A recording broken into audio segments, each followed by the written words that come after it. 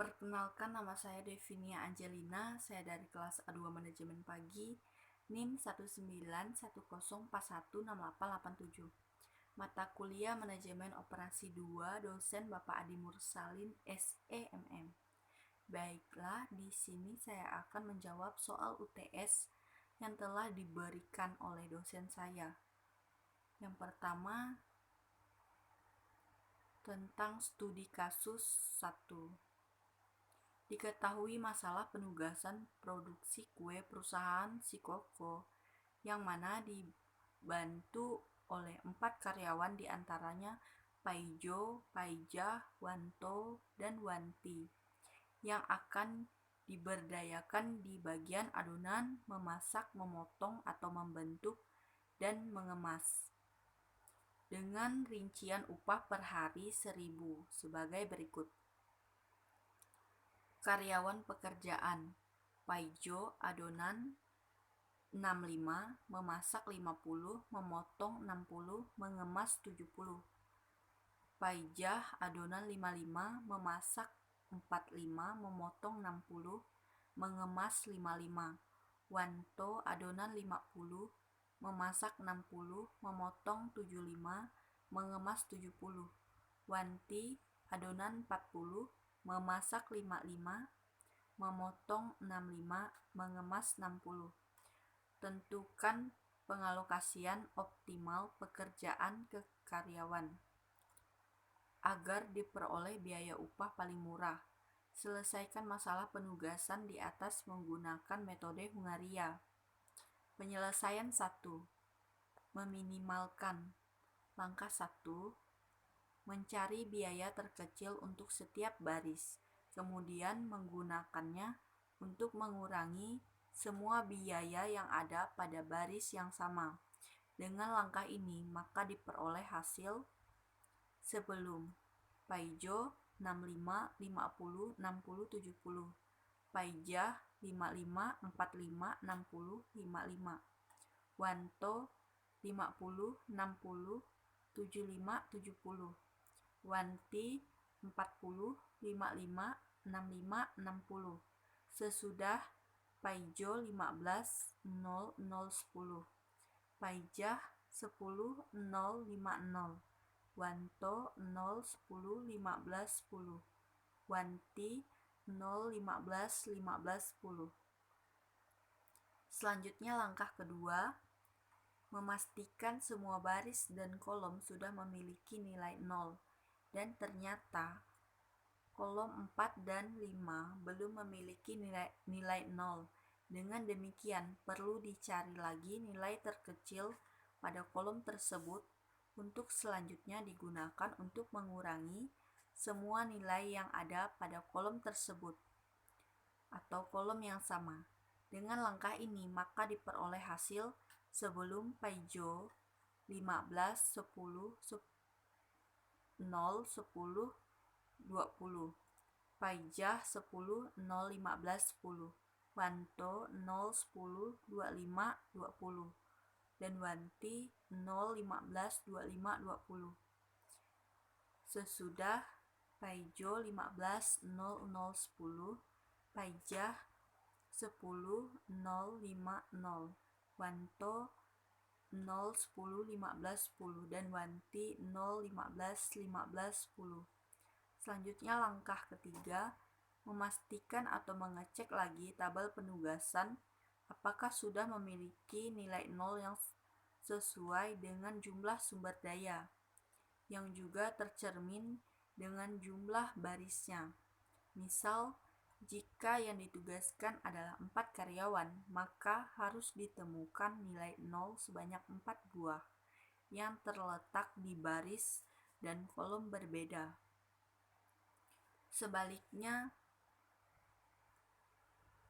Sebaiknya dimulai dari baris yang hanya memiliki satu nilai 0.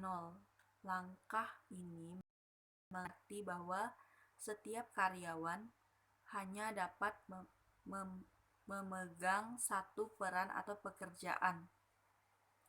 Langkah keempat, karena belum optimal, maka langkah selanjutnya adalah menarik garis yang berhubungan minimal 2 buah nilai nol, seperti diperhatikan pada tabel di bawah ini. Agus 0517, Budi 0253, Cecep 5010, dan Didi 1200. Langkah kelima, perhatikan nilai-nilai yang belum terkena garis. Pilih nilai yang paling kecil, atau dari tabel di atas adalah nilai 1. Kemudian nilai 1 tersebut dipergunakan untuk mengurangi nilai-nilai lain yang belum terkena garis, dan gunakan untuk menambah nilai-nilai yang terkena garis ganda. Dengan langkah ini, maka diperoleh hasil Agus 0406, Budi 0142, Cecep 6010, dan Didi 2200.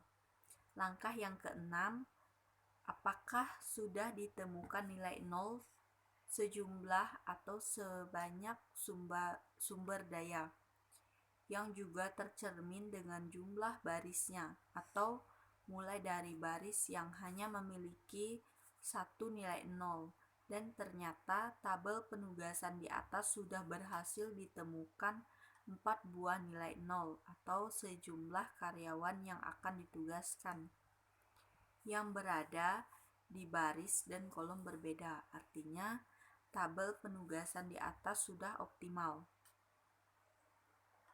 Kesimpulan, Joko dialokasikan pada tugas mengiris sama dengan 24.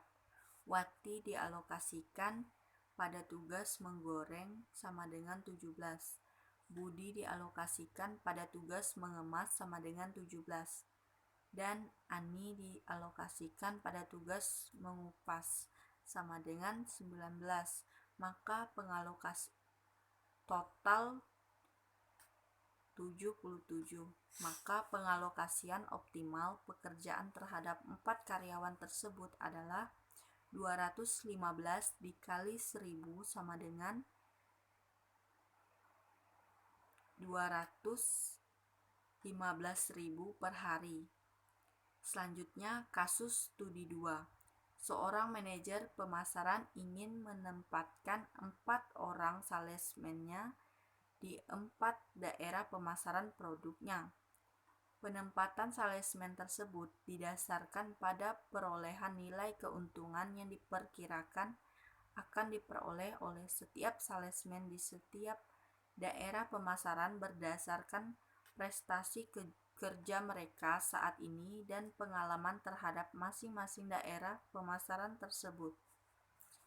Bila data perolehan keuntungan dari setiap salesman di setiap daerah pemasaran seperti yang tersaji pada tabel 1.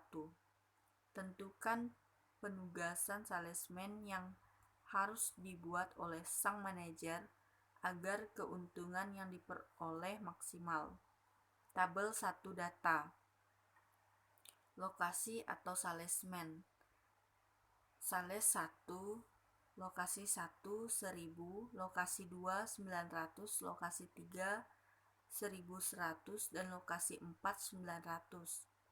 Sales 2, lokasi 1 1100, lokasi 2 1000, lokasi 3 950, dan lokasi 4 950. Sales 3, lokasi 1 1050, lokasi 2 950, lokasi 3 900, dan lokasi 4 1050. Sales 4, lokasi 1 1150, lokasi 2 1000, lokasi 3 950, dan lokasi 4 1000. Penyelesaian. Tujuan yang ingin dicapai dalam penugasan salesman di atas adalah diperolehnya keuntungan yang maksimal, sehingga masalah ini tergolong dalam masalah maksimisasi.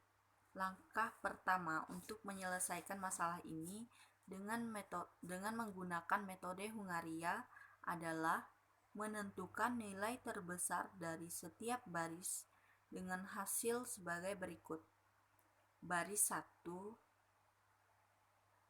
1100, baris 2 1100, baris 3 1050, baris 4 1150.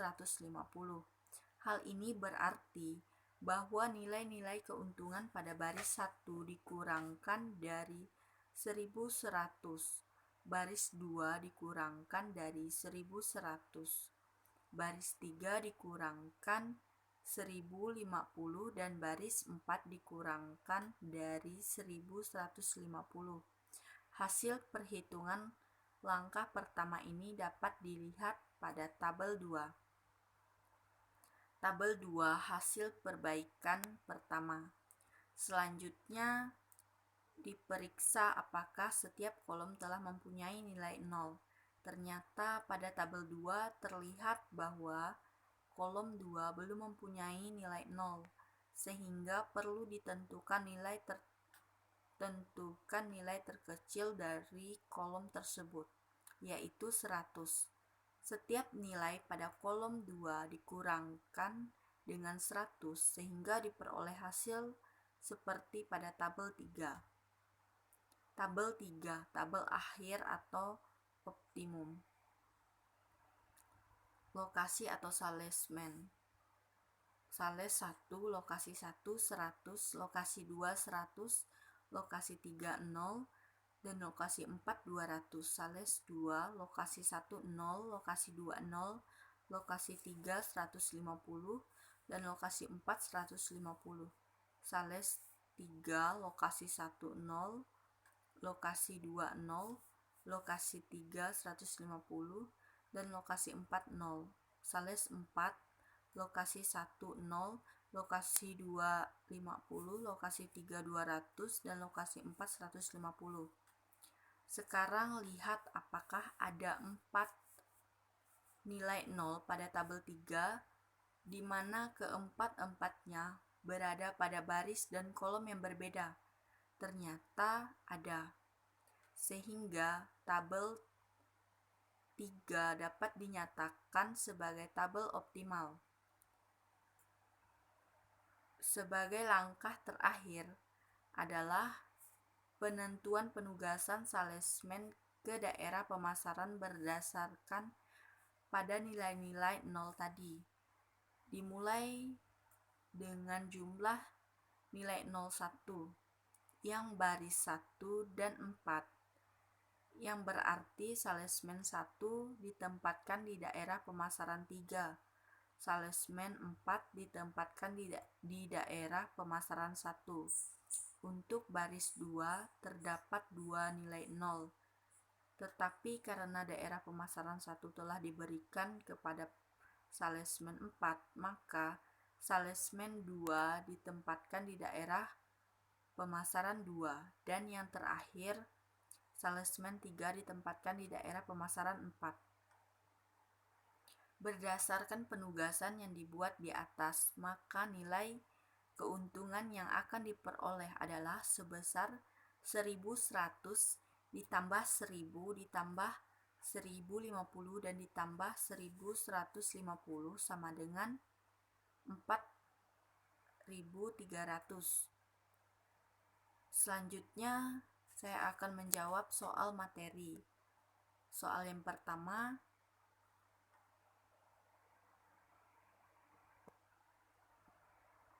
peramalan atau bahasa Inggris sama dengan forecasting adalah suatu teknik analisis perhitungan yang dilakukan dengan pendekatan kualitatif maupun kuantitatif untuk memperkirakan kejadian di masa depan dengan menggunakan referensi data-data di masa lalu. Nomor 2, jenis-jenis peramalan. Herianto, berdasarkan horizon waktu, peramalan bisa dibedakan menjadi 3 jenis, yaitu yang pertama, peramalan jangka panjang adalah yang meliputi waktu yang lebih panjang dari 18 bulan seperti contohnya peramalan yang dibutuhkan dalam hubungannya dengan penanaman modal, merencanakan fasilitas, dan merencanakan untuk kegiatan lead bank. Yang kedua, peramalan jangka menengah adalah yang meliputi waktu antara 3 sampai 18 bulan, seperti contohnya peramalan untuk merencanakan penjualan, merencanakan produksi, dan merencanakan tenaga kerja tidak tetap. Yang ketiga, perencanaan jangka pendek adalah yang meliputi jangka waktu kurang dari 3 bulan, seperti contohnya peramalan dalam keterkaitannya dengan merencanakan pembelian material, membuat jadwal kerja, dan menugaskan karyawan. Soal yang ketiga, beberapa alasan utama tentang pentingnya peranan strategi manajemen bagi perusahaan atau organisasi, yaitu yang pertama, arah jangka panjang yang akan dituju. Yang kedua, membantu perusahaan atau organisasi beradaptasi pada perubahan-perubahan yang terjadi. Yang ketiga, membuat suatu perusahaan atau organisasi menjadi lebih aktif. Yang keempat, mengidentifikasi keunggulan komparatif suatu perusahaan atau organisasi dalam lingkungan yang semakin beresiko. Yang kelima, aktivitas yang tumpang tindih akan dikurangi. Yang keenam, keengganan untuk berubah dari karyawan lama dapat dikurangi. Yang ketujuh, keterlibatan karyawan dalam perubahan strategi akan lebih memotivasi mereka pada tahap pelaksanaannya. Dan yang kedelapan, kegiatan pembuatan strategi akan mempertinggi kemampuan perusahaan atau organisasi tersebut untuk mencegah munculnya masalah di masa mendatang. Soal nomor 4, pendekatan peramalan. Terdapat 2 jenis pendekatan dalam peramalan, menurut Heger dan Render. Adalah antara lain dapat diuraikan sebagai berikut. Yang pertama, tinjauan metode kualitatif. Peramalan yang menggabungkan beberapa faktor diantaranya seperti intuisi, pengalaman pribadi, dan sistem nilai pengambilan keputusan. Yang kedua, tinjauan metode kuantitatif. Peramalan yang menggunakan berbagai model matematis yang menggunakan data histori dan variabel kausal untuk meramalkan penjualan. Selanjutnya, soal nomor 5, 8 tahap dalam melaksanakan peramalan adalah sebagai berikut. Yang pertama, menentukan tujuan dari peramalan. Yang kedua, memilih item yang akan diramalkan. Yang ketiga, menentukan horizon waktu peramalan, apakah jangka panjang lebih dari 1 tahun, jangka menengah 1-12 bulan, atau jangka pendek 1-30 hari. Yang keempat, memilih model-model peramalan. Yang kelima, memperoleh data yang dibutuhkan untuk melaksanakan peramalan. Yang keenam, validasi model peramalan. Yang ketujuh, membuat peramalan. Dan yang kedelapan, implementasikan hasil-hasil peramalan. Sekian video saya ucapkan terima kasih.